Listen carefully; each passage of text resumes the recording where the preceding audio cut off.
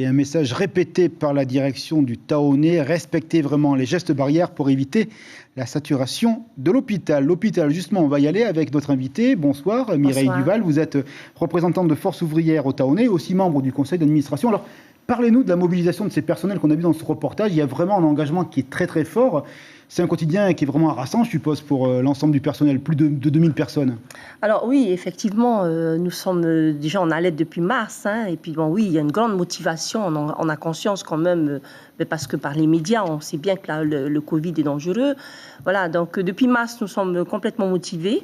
Maintenant, aujourd'hui, on va être face à une réalité, c'est ce pic épidémique qui est arrivé beaucoup plus tôt que prévu. Et parmi vos collègues, vous sentez de l'inquiétude, de l'angoisse ou une volonté déterminée de faire face? Alors, il y a une volonté déterminée d'en faire face, effectivement, mais il y a aussi un stress permanent. Voilà. Donc, il ne faut pas non plus...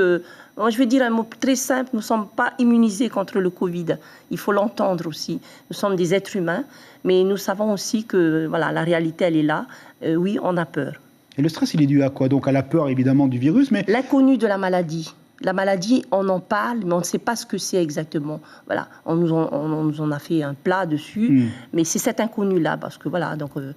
si cet inconnu est toujours là, il faut être vigilant. La vigilance, elle est là. On parle beaucoup des moyens humains. Est-ce que vraiment vous êtes suffisamment nombreux pour faire face? Je crois qu'une centaine de recrutements a été réalisés. Centaines de recrutements réalisés, oui, effectivement. C'est suffisant ou pas? Alors, ce ne sera pas suffisant quand l'hôpital sera rempli de Covid, mais je ne crois pas que l'hôpital est réservé à traiter que des Covid, parce qu'on a quand même d'autres pathologies à traiter. On nous aurait dit que peut-être un remplissage pour 2 tiers, c'est risqué.